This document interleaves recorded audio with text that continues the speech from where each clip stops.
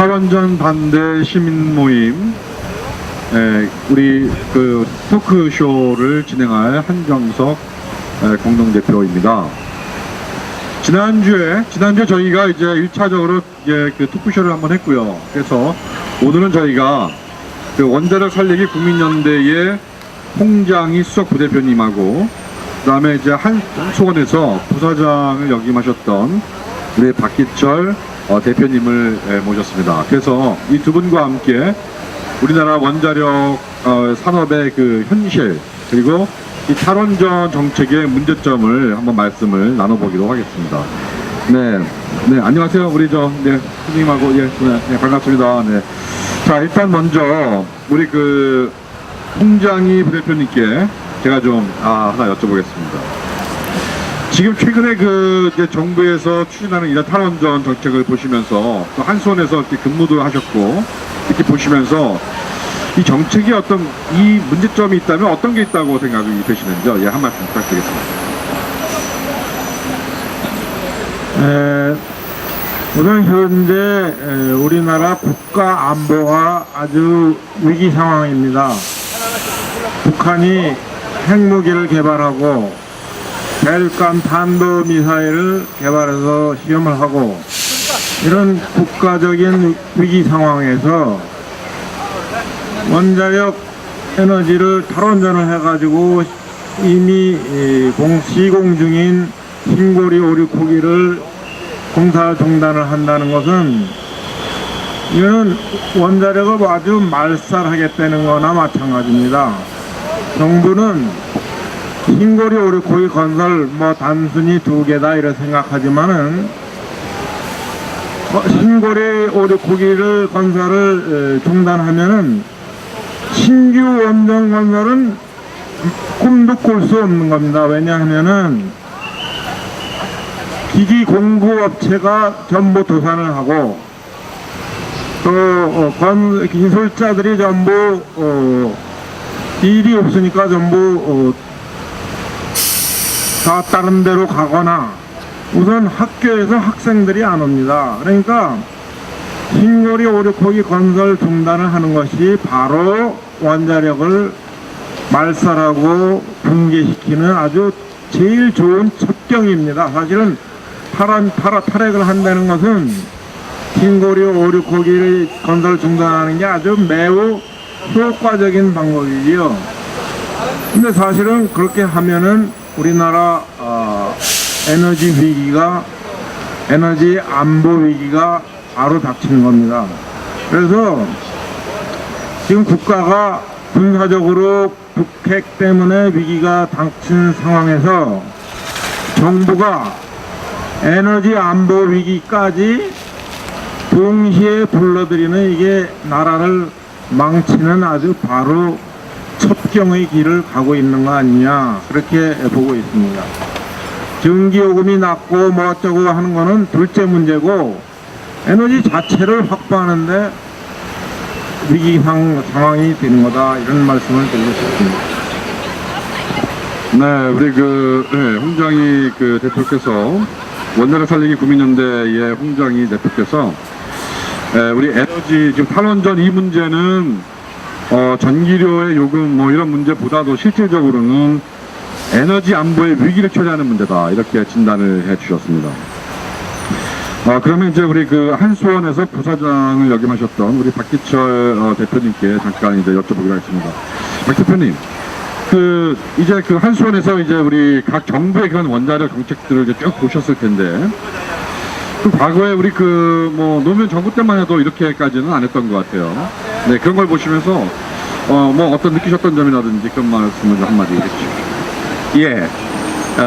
우선 이런 기회를 주셔서 고맙습니다. 뭔가 국민들을 향해서 하고 싶은 말이 많았는데 기회를 주셔서 말씀드리겠습니다.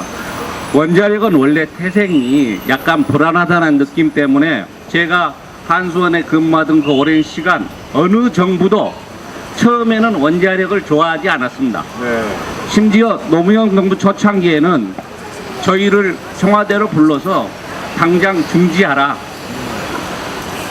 그런 철저하게 원전 반대주의 정부가 들어서서 초창기에 우리도 고심했습니다. 그런데 나라를 경영하는 입장에 들어서고 나니까 원전이 우리나라를 이끌어가는 에너지요, 산업이요, 경제의 근간이라는 걸 깨닫고 나서는 그분도 친원전으로 바뀌고 나중에 방패장 건설도 국민들의 그 저항이 많았던 방패장 건설조차도 노무현 정부가 해낸 것입니다. 결국은 원자력을 공부하면 원자력이 이 나라의 에너지 근간이라는 걸 깨닫게 되고 원자력 없이 나라의 발전이나 국민의 안녕을 지킬 수 없다는 그 정권을 맡은 사람의 책임감 때문에 이런 무모한 결정을 하지 않을 겁니다. 그런데 문재인 정부는 권력을 잡은 지 얼마 되지도 않아서 탈핵 선언을 하고 아무런 대책 없이 에너지 정책을 180도 전환을 했습니다. 그것도 무법적으로. 뭔가 이러한 일이 있을 때는, 뭔가 이상한 일이 있을 때는 우리가 한번 생각을 해봐야 됩니다. 정지하는 이유가 원자력이 불안하고 위험하다는 것입니다. 그러면 우리가 한번 깨달아 봐야죠. 전 세계가 지금 탈핵을 하고 있다고 주장을 하고 있지만 탈핵을 하는 극히 몇 나라에 불과하고 대부분은 지속 확대 정책을 쓰고 있습니다. 가스가 가장 많이 생산된다는 러시아가 원전을 왜 확대하고 있겠습니까? 네네. 그리고 과거에 사고를 겪은 미국, 러시아, 일본 이런 나라들이 계속 원전을 지속 확대하고 있습니다. 네. 왜 그럴까요? 뭔가 이상한 일이 일어나면 우리가 한번 의심해 봐야 되지 않겠습니까? 그렇습니다. 네. 원자력이 나라의 안녕과 국민의 행복을 위해서 반드시 필요한 에너지 근간이라는 걸 그들이 깨닫고 있기 때문에 그런 겁니다. 그런데 우리나라는 단지 안전하지 않다는 이유 하나만으로 탈핵을 정책을 결정했습니다. 만약에 이게 안전하지 않다면 지진이 많이 나라는 일본이나 미국이 더 불안하지 지진대에서 벗어나 있는 우리나라가 더 불안하겠습니까? 그렇습니다. 쓰나미, 네. 그 다음에 이런 여러 가지 태풍 이런 거에 피해를 받고 있는 미국이나 일본이 더 불안하지 네네. 우리나라가 더 불안하겠습니까? 뭔가 이 탈핵 정책에는 저희가 이해할 수 없는 이상한 이야기들 자꾸 떠오릅니다. 네. 어떤 이유인가요? 네. 아니 가장 안전하고 싼 에너지 전 세계가 지금 미래를 위해서 추구하고 있는 원자력을 포기하고 신재생으로 가겠다는데 신재생 가는 거 좋습니다. 그런데 태양광 대한민국에서 아무리 열심히 발전해봐야 하루에 4시간 발전합니다. 4시간. 네. 그러면 나머지 20시간은 뭘로 하겠습니까? 그 20시간을 탈석탄, 탈원전하고 그 다음에 LNG를 떼겠다는 겁니다. 네. LNG 비쌉니다. 외국 의존적입니다. 미세먼지 여전히 많이 납니다. 왜 우리나라가 싸고 안전한 원전을 두고 외국의 수입에 100% 의존하는 LNG로 가야 되는지 저는 이해를 못하겠습니다. 네. 네, 우리 네, 감사합니다. 우리 한수원에서 우리 부사장을 역임하셨던 우리 박기철 대표님, 대표님 말씀이 있으셨습니다. 우리 홍장희 대표님께 제가 또 하나 좀 여쭤볼 게 있는데요. 흔히 우리가 그 원자로가 이제 위험하다고 얘기를 하면서 뭐 체르노빌 얘기를 많이 해요. 체르노빌 원자로. 근데 우리나라 원자로는 체르노빌 원자로하고 비교하면 전혀 다르지 않습니까? 어떻게 봐야 합니까, 이 문제를? 네, 보통 사람들이 이제 불안해하는 이유가 잘 모르는 거에 대해서는 불안하게 마련입니다. 우리가 어릴 때 번개나 벼락이 치면 무서워하는, 지금도 뭐 어린애들은 무서워하고 여자애들 무서워하지만은 이게 왜 그런지를 모르니까 무서운 건데, 네네. 원자력에 대해서도 똑같은 그런 불안감을 갖고 있는 게 사실입니다. 네. 그러나 우리가 서방에서는 원자력을 그런 위험성이 있는 걸 알고 처음부터 설계나 제작이나 운영의 모든 것을 안전을 제일 우선으로 하는 그런 방식으로 설계하고 건설하고 운영을 했는데, 네. 불행하게도 소련에서 사고가 났고, 처음에 중대한 사고 난 건 미국에서 났고, 그 다음에 소련에서 났고, 최근에 2011년 일본 후쿠시마에서 큰 사고가 났습니다. 근데 사실은 그런 사고에 대해서 다 살펴보면은 그 이유가 다 다르고 또 우리나라하고 소련은 우선 근본적으로 안전 방벽이 다릅니다. 그래서 안전에 대한 근본적인 자세가 다르고 또 소련에서 운영도 상당히 서구의 그런 안전 위주의 방식보다는 그 당시 어떤 시험을 하기 위해서 시험을 빨리 끝내려고 네. 안전장치를 다 해제하고 이렇게 하다가 보니까 네. 사고가 확대됐고 또 사고가 났을 때 그거를 효율적으로 대비하는 안전장벽이 서구의 시스템하고 달라서 사고가 확대된 겁니다. 네. 근데 사실은 원자력에서 가장 위험한 사고가 해결료가 녹는 사고고 그게 밖으로 나오는 사고인데 TMI에서도 미국의 TMI 사고에서도 연료가 녹았어요. 냉각이 잘 안 돼서. 근데 그거는 거의 밖으로 나오질 않아 가지고 실제로 방사선으로 인해서 그 주변의 사람들이나 이 근무하던 그 운전에 종사하던 사람이나 또는 주민이나 아무도 방사선의 피해는 없었고 지금도 그 TMI, 3마일 아일랜드 발전소가 2기가 있는데 그 사고 난 옆에 기는 1호기는 지금도 안전하게 가동을 하고 있는 겁니다. 네. 그럼 이제 후쿠시마 사고 얘기가 또 나오겠죠. 그럼 후쿠시마는 어떠냐? 사실은 후쿠시마도 미국이나 우리나라하고 비슷한 노형이지만은 조금은 달라요. 거기는 이제 비등수용이라고 해가지고 냉각수를 끓여가지고 그걸 직접 터빈을 돌리는 방식인데 우리나라는 그렇지 않고 완전히 분리된 그런 방식인데 하여간 해결료가 녹는 냉각이 안 돼서 녹았지만은 그 원인이 1차적으로 지진이 왔지요. 그러고 나서 10m 이상의 높은 쓰나미가 덮치니까 그 발전소의 비상 전원을 침수가 돼버리니까 네네. 비상시에 가동돼야 될 기기들이 전부 안 된 거지요. 네. 그러나 그 인근에 있는 일본의 발전소들은 충분히 높이 있어가지고 높은 쓰나미가 와도 거기에 침수되지 않고 다 잘 돌아갔어요. 네네. 사고도 안 나고. 네. 근데 그 발전소만 그런 상황이었었고 위치가 그랬고 그에 대한 대비가 안 돼 있었기 때문에 큰 사고가 났고 지금도 뒤처리가 어렵고 전 세계적으로 그 문제를 원자력에 대한 두려움을 키운 그런 문제는 있습니다. 네. 그러나 우리나라는 여러분들이 다 아시다시피 우선 1차적으로 지진대도 아니고 일본은 지진 규모 1조 6점 이상이 뭐가 일어나는데 우리나라는 최근에 일어난 게 5.2인가 그 경주 지진이 제일 큰 거 아닙니까? 네네. 그래도 물론 뭐 여러 시설들 가옥들이 지붕이 뭐 나가고 유리창이 깨지고 했지만은 크게 무슨 뭐가 무너졌던가 속구람이 무너졌다든가 첨성대가 흔들렸다든가 그렇지는 않은 정도다 이런 얘기예요. 여태까지 그런 크게 문제된 건 없다. 조금 뭐 벽돌이 떨어졌다든가 그런 경미한 일은 있을 수 있는데 그런 정도는 아니고 원자력 발전소가 더구나 그런 정도의 진으로는 아주 안전하다는 걸 말씀드리고 특히 우리나라에서 가장 지진에 안전한 게 원자력 발전소입니다. 청와대 저기 정부 청사 여기 동아일보사 아무리 되더라도 원자력 발전소만지 지진에 안전한 데가 없어요. 처음에 지진에 대비해서 설계한 것도 원전이고 그러니까 그런 걸 너무 과대하게 공포감을 일본 사람들의 불안감을 조성하는 거는 다른 의도를 가지고 왜곡하는 거에 지나지 않습니다. 저는 그렇게 말씀드리고 싶습니다.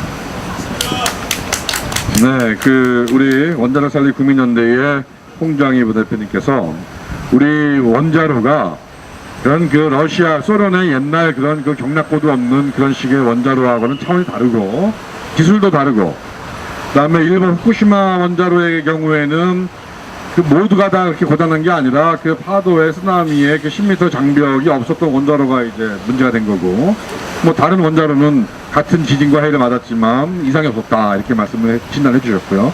그 다음에 우리나라 원자로는 설계 때 이미 내진 설계가 들어가 있기 때문에 지진이 났을 때 가장 안전한 것이 이제 원자로다 이렇게 말씀을 정리해 주셨습니다. 우리 박희철 대표님께도 제가 좀 하나 여쭤보고 싶은 게 있는데요. 네, 우리가 흔히 이제 태양광 발전이 원자력을 대체할 수 있다 이렇게 많이 또 이렇게 홍보를 합니다. 그래서 뭐 태양광만으로도 뭐 이렇게 원자력 없이도 포항제철도 돌릴 수 있고 뭐 이렇다 얘기도 하고 뭐 이러는데 말이죠. 일본은 최근에 다시 원자력을 가동을 하기 시작을 했어요. 태양광 사업을 하다가. 혹시 그런 거 관련해서 혹시 뭐 좀 하실 말씀 있으신가요?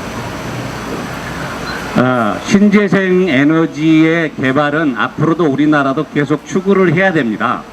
그래서 신재생 에너지 개발에 완전히 반대하는 것처럼 비춰지는 것은 뭔가 그 반대 오해가 있었던 거고요. 저는 실제로 신재생 사업을 하고 있습니다. 그런데 아시다시피 대한민국에서 신재생 태양광밖에 없고요. 풍력에는 바람 자원이 없어서 거의 개발이 불가능한 걸로 지금 경제성 평가가 나와 있습니다. 이건 뭐 제가 드리는 말씀이 아니고 여러 전문가들이 동의한 이야기이기 때문에 아마 이의가 없을 겁니다. 그런데 대한민국 태양광은 하루에 평균 3.8시간 전기 생산을 합니다. 물론 향후에 ESS라는 게 개발이 돼서 태양광을 수없이 깔고 남은 전기가 있으면 ESS에 저장해서 쓰면 된다고 하지만 현재의 기술로는 그게 불가능하고 또 우리나라 전국토를 태양광으로 깔 수는 없지 않습니까? 그래도 개발은 해야 되는 거고, 또 하나 우리가 유심히 생각해야 될 것이 태양광을 설령 4시간을 발전한다고 합시다. 그러면 나머지 20시간은 무엇로 발전을 해야 됩니까? 저는요, 대한민국이 정말 이상적으로 가려면 4시간 태양광하고 20시간은 원전이 백업을 하면 아주 이상적인 조합이 되지 않겠습니까? 그런데 그걸 포기하고 나머지 20시간을 LNG를 떼서 하겠다는 것은 누가 들어도 이상한 이야기입니다. 이것이 말이 안 되는 이야기죠. 네. 예, 그래서 실제로 이 문제는 또 더 짚어봐야 될 게 여기도 써졌는데, 독일은요 풍력 발전 이용률이 70%가 됩니다. 대한민국 20%도 안 돼요. 그래서 독일 같은 데는 실제로는 바람이 많고 태양광이 좋은 날은 50%로 국내 전기를 담당합니다. 그런데 그런 전기가 없는 날은 석탄을 뗍니다.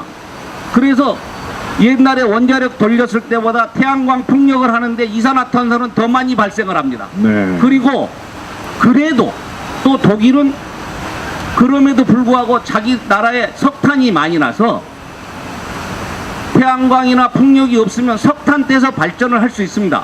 대한민국 바람 안 불고 태양 안 뜨면 LNG 떼겠다는 건데 이게 우리나라 상식으로 통하는 이야기가 아닙니다. 우리가 정말 재고를 해봐야 됩니다. 저는 이거에 대해서 국민들이 좀 고민하고 저희들 이야기를 좀 들어주셨으면 좋겠습니다. 네, 감사합니다. 네. 네, 우리 한수원에서 부사장을 역임하셨던 우리 박혜철 대표님의 말씀이셨습니다. 홍장희 대표님께 제가 또 하나 좀 여쭤보고 싶은 게 있는데요. 우리가 이제 탈원전 하자고 막 핵 포기하자고 할 때 가장 나오는 문제가 뭐냐면은 핵을 이제 원자력을 이제 돌리고 난 다음에 이제 나머지 뭐라고 할까요? 쓰레기라고 할까요? 폐기물. 이 핵 폐기물 때문에 이게 결국은 다 쌓여서 이게 나중에 가면은 이게 다 후대 짐이 되고 이것 때문에 결국은 국토가 오염된다 이런 주장들을 많이 하고 있습니다. 그래서 혹시 이 문제에 대해서 말씀을 좀 하나 좀 부탁드릴까요? 원자력의 가장 큰 이점은 에너지 밀도가 높다는 겁니다. 그러니까 조그만 양으로 막대한 에너지를 생산하면서 그게 그렇기 때문에 들어가는 게 적으면서 나오는 건 최대인 매우 효율적인 에너지 원인 동시에 네네. 또 가격도 그렇기 때문에 저렴해지는 겁니다. 네, 그렇습니다. 그러나 석탄이나 가스는 막대한 양이 들어가야 되기 때문에 네. 또 폐기물도 마찬가지지만은 또 원가도 비싸지는 겁니다. 네. 그 이유 때문에 폐기물도 나오는 폐기물도 그 생산한 에너지에 비해서 굉장히 양이 적습니다. 아, 양이 굉장히 적다. 예. 네. 그러니까 예를 들어서 고리 1호기가 40년 동안 운전해서 나온 매우 높은 사용한 연료, 고전이 연료라고, 고전이 폐기물이라고 우리가 말하는데, 네. 그것도 불과 큰 수영장 하나에 지금 저장해 있고, 또 일부 조그만 창고 하나 정도에 이렇게 저장돼 있는 그런 상황입니다. 네, 네. 그러니까 그거 뭐 막대하다. 사실은 방사능 세기는 굉장히 높지만은 네. 그 양은 그렇게 많은 양이 아닙니다. 네. 그러니까 미국에서 전에 이제 사용한 연료를 미국 전체의 그거를 유카 마운틴에 이제 동굴을 파서 한다고 하는 것도 사실은 그렇게 보면은 미국 전 100몇십 기의 그 사용한 연료를 거기 동굴 하나 해가지고 되겠습니까? 그렇습니다. 그만치 네. 양이 적다 하는 거를 단적으로 말씀드리고 싶고, 네. 그냥 일반적으로 생각하는 것보다는 그 폐기물 양이 정말로 적다. 왜냐하면 에너지 들어가는 양이 처음부터 적기 때문에 네네. 많은 폐기물이 나올 수가 없는 거지요. 아, 들어가는 투입량이 일단 적기 때문에 그럼요. 나오는 양도 적은 것이고. 또 적은 거다 적은 하는 것이다. 걸 말씀드리고 싶습니다. 네네. 감사합니다. 예. 네, 우리가 원자력이 그 핵물질이 위험하다. 그래서 원자력을 포기해야 된다. 이렇게 얘기를 보통 하시는데, 그러나 사실은 거기에서 나오는 그 원자력 폐기물은 굉장히 적은 양이고, 그것은 우리 기술로 충분히 그 안전도를 확보할 수 있다. 이렇게 말씀을 해주셨습니다. 네네. 그리고 방사선에 대해서 이제 불안한 건 사실인데, 아까도 말씀드렸지만 잘 모르고 뭐 냄새도 안 나고 맛도 않고 보이지도 않고 그러니까 불안한 건 사실이지만은, 사실은 그런 속성 때문에 더 실제 이상으로 과대하게 불안하게 생각하고 있는 것이 사실입니다. 네. 그런데 방사선의 특징은 뭐냐 하면 전자파나 똑같이 거리 자승에 반비례해요. 네. 그러니까 조금만 떨어져 있으면 거의 뭐 받지 않는 거나 마찬가지인데, 그런데다가 이거는 이제 더 방사성 물질을 완전히 격리시키면은 이게 뭐 밖으로 나오지 않게만 할 수 있다면은 그건 거의 차단이 되고 격리가 될 수 있는 거기 때문에 그런 문제는 충분히 기술적으로 가능하다.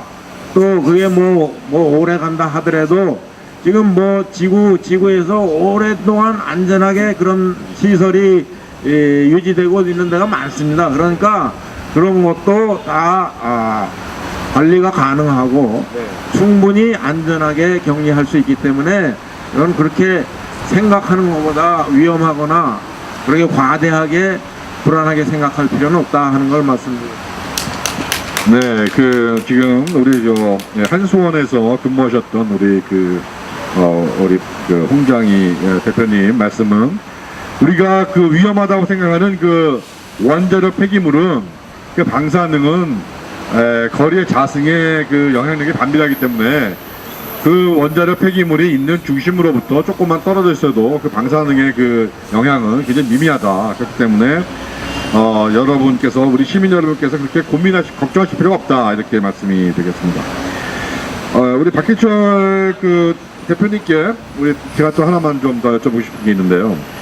우리나라 원자로를 해외에서 굉장히 호평을 하고 있다는 저희 기사를 많이 봤습니다. 그래서 뭐 안전도라든지 성능이라든지 이렇게 그래서 이번에 영국에서도 또 우리 한국 원자로를 모델을 채택하겠다 이렇게 얘기를 했는데, 우리 한국 원자력의 어떤 개선 수준이라든지 그다음에 안전도라든지 이런 세계에서 평가를 할 때 어떻게 평가를 할 수 있을까요? 직접 한번 설명을 좀 해주셔도.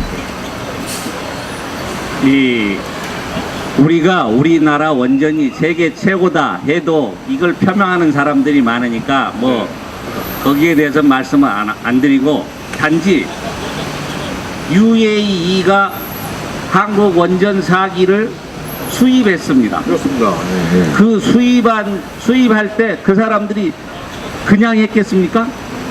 그 나라는 중동에 네. 자기들의 원전 주도국이 되려고 가장 좋은 기술, 가장 안전한 기술을 도입하기 위해서 세계적인 석학들을 거의 100만 불, 50만 불을 주고 네.